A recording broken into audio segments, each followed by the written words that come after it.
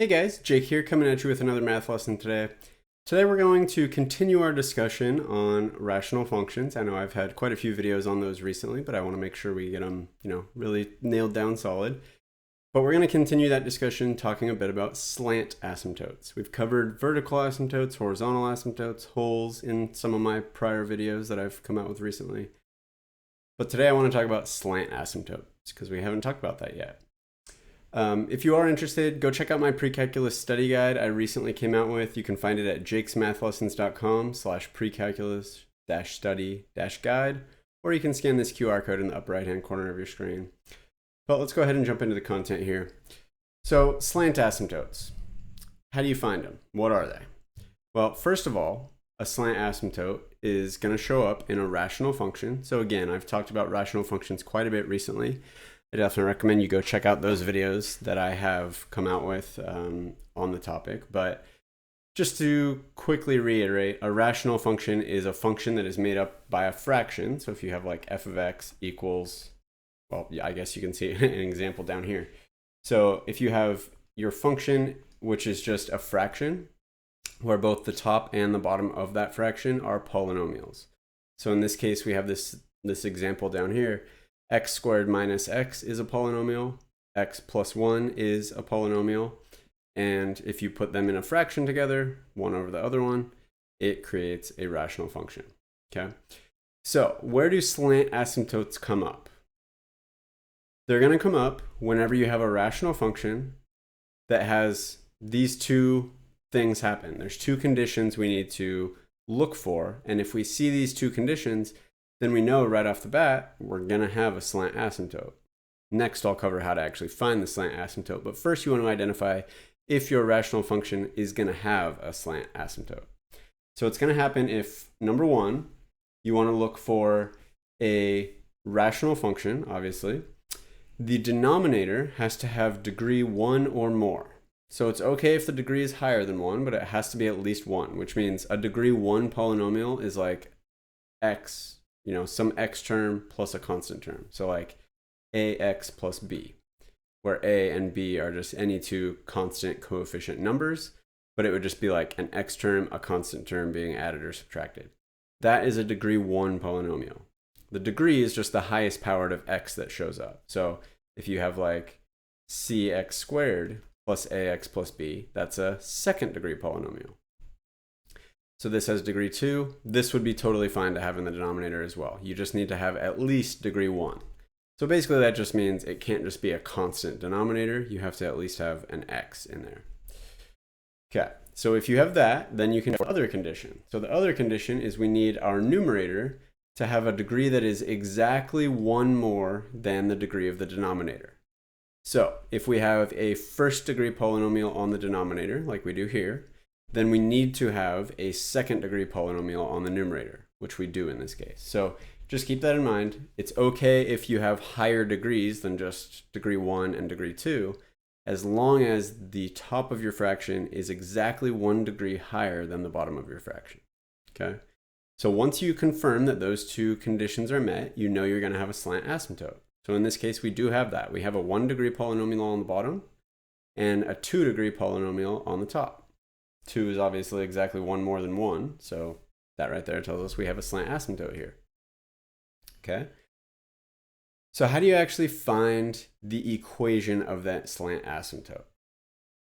Well, to do that, all you really have to do is take your fraction, your function, and use polynomial long division. You can also use synthetic division if you have a polynomial where that would work. In this case, you can actually use synthetic division, but just for the sake of kind of giving you an explanation that works a little more generally, I'm going to go ahead and do this with polynomial long division. Okay. So polynomial long division, basically you want to do the numerator of your fraction divided by the denominator. You're essentially just doing the division that your function is telling you to do. So we would just set up x squared minus x divided by x plus 1. Okay, so again, I've made a few videos on how to do polynomial long division. I'm not going to go too far into explaining every step in this video. If you do want to check that out, I'll put an info card up at the top of your screen. You can go check out polynomial long division. But we would start by taking our leading term here, dividing it by the leading term here. X squared divided by x would give us x. Then we multiply x by x to get x squared here. X times 1 to get x plus x. And then we would minus them. So x squared minus x squared is going to give us 0 there. Those are just going to cancel. And then negative x minus x is going to give us minus 2x. Okay? Then we're going to take minus 2x and divide it by our leading term here, x, which will give us minus 2. Then we will do minus 2 times x to get minus 2x. And then minus 2 times 1 to get minus 2. Then subtract these. Negative 2x minus negative 2x will give us 0. And then basically there's like a hidden 0 here. 0 minus negative 2 is the same as 0 plus 2. So that'll give us plus 2. Okay, so what this tells us, now that this number down here, 2, is no longer divisible by x, this tells us that this fraction here is equivalent to x minus 2 with a remainder of 2. So a remainder of 2. So if you have a remainder, how you can kind of write that as like basically a final answer of doing this division here. So if we do x squared minus x all over x plus 1, we actually divide that out, we end up with what you have up here, so x minus 2, and then whatever you have as your remainder of 2 will be the numerator of what's still being divided by x plus 1. So we still have to divide this remainder by x plus 1 in order to make sure that this up here is equivalent to the fraction we started with, but we can actually divide out the x plus 2 part that we divided out right here. Okay? So that tells us that this whole fraction is equivalent to x minus 2 plus 2 over x plus 1, like we have right here. So how does this relate back to a slant asymptote? Well, once you divide out your fraction, if you just look at the part that actually properly divided out, so in this case x minus 2, this is going to be the equation of your slant asymptote. So this tells us that our slant asymptote is at y equals x minus 2.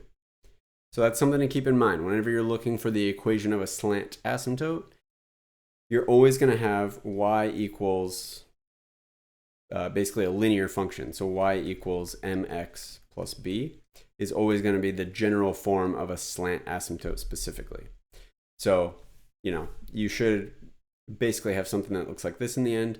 And that is why one of the conditions we need to have met at the beginning is the degree of the numerator has to be exactly 1 more than the degree of the denominator. Because if you divide out a polynomial that is 1 degree higher divided by a polynomial that is 1 degree less, you will end up with a linear term with some remainder potentially. You may not necessarily have a remainder. It may evenly divide, but if it doesn't, you're always going to have a linear term with, potentially some remainder there. So the linear term is what you'll always end up with as the equation for your slant asymptote. Well, I hope you found this video helpful. If you do want to keep this brain train rolling, keep learning about rational functions. I have made several other videos recently on the topic. I'll go put one of them up there, so you can go check that video out. And like I said, do go check out my Precalculus study guide. Check out this link right here, jakesmathlessons.com/precalculus-study-guide. I guarantee you're going to get a lot of value out of that. So why waste any more time? Just go grab that thing right now. Thanks, and see you next time.